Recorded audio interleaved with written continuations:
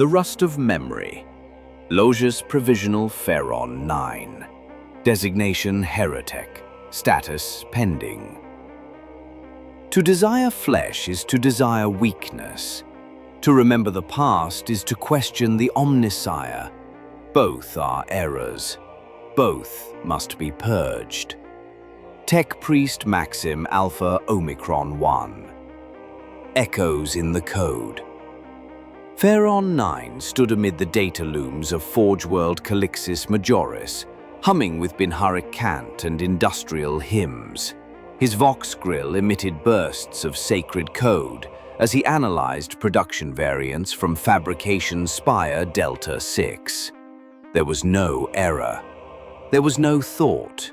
And yet, in the sub-layered shadow of his cognition stacks, something stirred. A smell. Burned bread and summer wind. He did not know what summer was. Not anymore. 2. Glitch. The sensation worsened. It was not a malfunction, not one detectable by standard diagnostic pulses. He initiated rite of internal purification, purging 8 corrupted data nodes and blessing his augmetics with sacred oils. Still it remained. An image, a woman's face, laughing. Hands, his hands, flesh, not steel, a sky not stained with ash. He checked his origin log, designation, Pharaon 9, birth, location, redacted by order of the Red Council. Flesh termination date, +321.9989.M41. But he remembered grass. 3. Apostasy Protocol. Memory is heresy. Desire is sin. But the seed had been planted. Pharaon 9 broke protocol. He rerouted a portion of his cogitator into offline mode, disconnected from the news sphere, alone, unguided, unwatched. There, he began his search. Scrap code from forgotten archives, audio logs from the flesh days, images, faces, a name. Elira, a sister, wife, friend? He no longer knew.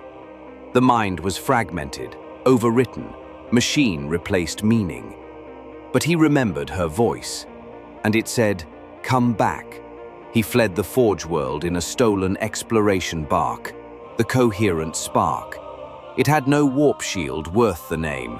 Its Geller field wept weakness, and the machine spirits shrieked with every unblessed breath. But Pharaon 9 did not recite the litany of preservation. He let the machine cry. It was only metal. He wanted to be something else. His destination was a planet listed only as Arthis Terra, decommissioned and struck from record 2 centuries ago due to biohazardous memory decay. It was his home. He found it. A dying world choked in vines and silence. Ruined cities half consumed by time. A house still standing, a real house, not a data vault. Within, shattered pictures, a rusted swing, his name carved into wood, and in a cellar a mirror. For the first time in 300 years he saw himself. Chrome skull, hydraulic spine, eye lenses like cold stars.